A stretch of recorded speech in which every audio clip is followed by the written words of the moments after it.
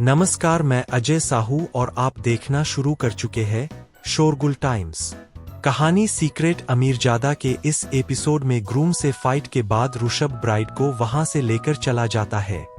वीरेन आहान को वार्न करता है कि उसे यहां पर हेमराज को नहीं मारना चाहिए। आहान सोचता है कि अब तक तो ऋषभ भाग चुका होगा, इसलिए वो भी वहां से निकल जाता है। आहान एक आदमी से लिफ्ट लेता है जो उसे जानता है, पर आहान उसे नहीं पहचान पाता है। जब आहान को रियलाइज होता है कि वो किसी सुनसान रास्ते पर जा रहे हैं, तब वो उस आदमी से पूछता है कि वो कौन है। आहान उस आदमी की बात सुनकर हैरान हो गया था। उसने गुस्से में कहा, कौन हो तुम और क्या चाहते हो? गाड़ी रोको वरना मैं तुम्हारी जान ले लूंगा। ये सब देखकर जब उस लड़की ने कुछ रिएक्ट नहीं किया और कार रोकी नहीं, तब आहान उसे डांटने लगा। वो इतना डर गई थी कि उससे कार बैलेंस नहीं हो रही थी और वो बस सीधा ड्राइव करने की कोशिश कर रही थी। आहान ने जैसे ही उस लड़की का हाथ पकड़ा, वो रोने लगी और स्टीयरिंग व्हील उसके हाथों से छूट गया। कार बुरी तरह से डिसबैलेंस हो गई थी, पर जब आहान ने देखा कि वो एक पेड़ से टकराने वाले हैं, तब उसने उस लड़की को छोड़ दिया। लड़की ने तुरंत कार को कंट्रोल कर लिया था। आहान ने अब फिर से उस आदमी का गला पकड़ लिया और उसे दबाने लगा। उस आदमी का चेहरा बिल्कुल लाल हो गया था। आहान ने गुस्से में कहा, तुम इस डाउट में तो नहीं हो ना कि मैं तुम्हें जान से मार नहीं सकता हूँ? उस आदमी ने कुछ नहीं बोला। अगर आहान थोड़ा और जोर लगाता तो वो आदमी मर सकता था। तभी सिचुएशन को देखते हुए उस लड़की ने कार रोड की साइड में पार्क कर दी थी, पर फिर भी आहान ने अपनी ग्रिप लूज नहीं की थी। अचानक से आहान की ग्रिप लूज होने लगी और उसकी पूरी बॉडी पैरालाइज्ड फील करने लगी। आहान ने सोचा नहीं था कि वो आदमी उसके साथ कुछ गलत कर सकता है। वो आदमी जोर से खांसने लगा और वो लड़की आहान को देख रही थी। ऐसा लग रहा था जैसे वो जानती थी कि उस आदमी ने उसे पॉइजन किया है। वो बिल्कुल नहीं डर रही थी और कार से भी नीचे नहीं उतरी थी।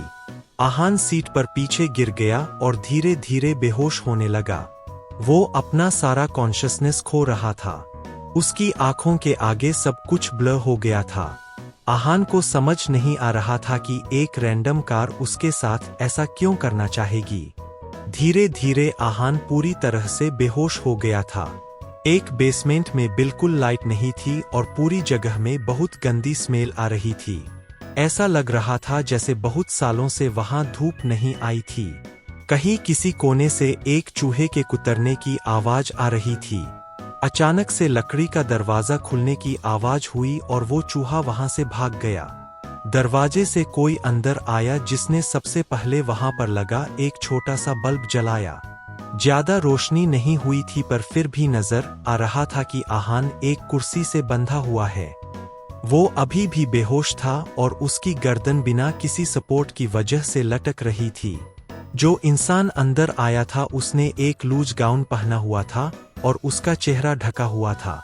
कोई नहीं बता सकता था कि वो इंसान मेल था या फीमेल, मोटा था या पतला। वो बस आहान के पास आया और उसने आहान को कुछ स्मेल करवाया। आहान को धीरे धीरे होश आने लगा, पर उसके सिर में बहुत ज्यादा दर्द हो रहा था। वो आदमी आहान के सामने खड़ा था, पर उसने एक डिस्टेंस मेंटेन किया हुआ था। आहान ने अपनी आंखें खोली तो उसे एहसास हुआ कि वो बंधा हुआ है। उसने बहुत हाथ पैर मारने की कोशिश की, पर कोई फायदा नहीं हुआ। ऐसी सिचुएशन में भी आहान बहुत शांत था। उसने अपने आसपास देखा। उसे वो आदमी नजर आया, पर उसने उसकी तरफ ध्यान नहीं दिया और बाकी चीजें ऑब्जर्व करने लगा। उसे रियलाइज हुआ कि वो एक सील्ड जगह पर है और बंधा हुआ है। फाइनली उसने उस आदमी को देखा जो रूम में आया था। उस आदमी ने कहा, हेलो, तुम कैसे हो? उसने आहान को बहुत जेंटली ट्रीट किया था और उसकी आवाज बहुत धीरे थी, इसलिए अंदाजा लगाना मुश्किल था कि वो आदमी था या फिर औरत। आहान ने उसे घूरा और कहा, मैं बिल्कुल ठीक नहीं हूँ। तुम कौन हो और वो दो लोग कहाँ है जिनसे मैंने लिफ्ट मांगी थी? आहान को बिल्कुल डर नहीं लग रहा था, क्योंकि वो जानता था कि डर के कोई फायदा नहीं है। उस इंसान ने कहा, उन लोगों ने मुझे तुम्हें बहुत सस्ते में बेच दिया है। अब तुम मेरे हो पर चिंता मत करो, मैं तुम्हें जान से नहीं मारूंगा। मेरे साथ तुम बिल्कुल सेफ हो। आहान को समझ नहीं आ रहा था कि किसी ने उसे क्यों बेचा था, पर वो इसका कारण जरूर जानता था। उसने कहा, तुम मुझे मारना नहीं चाहते हो, इसका मतलब तुम्हारा कोई और मकसद होगा। वो मकसद क्या है? पैसे या फिर कुछ और? वो आदमी आहान के बहुत पास खड़ा था, पर फिर भी रोशनी इतनी कम थी कि उसे उसका चेहरा नहीं नजर आ रहा था। उस आदमी ने जवाब दिया, पैसे। मैं जानता हूं कि तुम बहुत अमीर हो, पर मुझे तुम्हारे पैसों की कोई जरूरत नहीं है। आहान ने उसे देखा और कहा, अगर तुम्हें पैसे नहीं चाहिए तो फिर मैं तुम्हारे किस काम का हूं? उस आदमी ने उसे देखा और कहा, तुम मेरे बहुत काम के हो। तुम्हारी बॉडी का सीक्रेट मैं अच्छे से जानता हूं। ये बात सुनकर आहान बिल्कुल हैरान हो गया था। उसे बेचैनी होने लगी और उसने पूछा, तुम आखिर हो कौन? उस आदमी ने स्माइल किया और कहा, मेरे बारे में जानने के लिए बेचैन हो रहे हो ना? मुझे तुम्हारे सीक्रेट के बारे में पता है, जो तुमने कभी मुझे तो क्या कभी किसी को नहीं बताया है, पर मुझे पता है। तुम जानना चाहते हो ना कि मैं कौन हूं? मैं वो हूं जो तुम्हें बहुत वक्त से फॉलो कर रहा है और तुम्हारे बारे में बहुत कुछ जानता है। इसके बाद उसने अपनी आवाज धीमी की और कहा, तुम्हें डर लग रहा है? आहान को थोड़ा डर तो लग रहा था। उसका सबसे बड़ा सीक्रेट वो आदमी जानता था। उसने उसके बारे में कभी किसी को नहीं बताया था। वो उसे टेढ़ी नजरों से घूर रहा था, पर उसने उसके सवाल का जवाब नहीं दिया था। उस आदमी को आहान की टेढ़ी नजरों से कोई फर्क नहीं पड़ रहा था। उसने कहा, तुम बहुत बुरे आदमी हो। तुमने बहुत सारे पाप किए हैं और आज मेरे पास इस हालत में हो। तुमसे ज्यादा बुरा आदमी मैंने कभी नहीं देखा। वो आहान को इस तरह कोस रहा था जैसे उसने कोई बहुत बड़ा पाप कर दिया है। ये सब सुनकर आहान बहुत हैरान हो गया था और उसे गुस्सा भी आ रहा था। उसने गुस्से में कहा, तुम क्या बकवास कर रहे हो? मैंने ऐसा। वो अपनी बात पूरी कर पाता उससे पहले ही वो आदमी चिल्लाया, शट अप। वो आदमी उसकी कोई भी बात सुनना नहीं चाहता था। आहान सिर्फ अपनी गलती जानना चाहता था, पर वो आदमी उसे कुछ नहीं बताना चाहता था। उस आदमी ने आगे कहा, तुम पापी हो और तुम्हें अपने पापों के बारे में पूछने का कोई हक नहीं है। अब तुम सिर्फ टॉर्चर डिजर्व करते हो। आहान ने कुछ नहीं बोला। वो जानता था कि भले ही वो कुछ भी बोल ले, ये आदमी उसकी बात नहीं सुनेगा, इसलिए उसे सबसे अच्छा चुप रहना ही लगा। वो सब कुछ सोचने समझने के बाद ही कोई स्टेप ले सकता था। तभी फिर से दरवाजा खुलने की आवाज आई। फेंट लाइट में आहान ने देखा कि एक आदमी आया था जिसने मास्क पहना हुआ था। उसने आहान को देखा और फिर उस गाउन वाले आदमी के पास आ गया। उसने उसके कान में कुछ कहा और फिर वहां से चला गया। उसे किसी चीज से कोई मतलब नहीं था। उसके जाने के बाद उस आदमी ने कहा, तुम्हारा वक्त आ गया है। इतना कहने के बाद वो आदमी वहां से चला गया।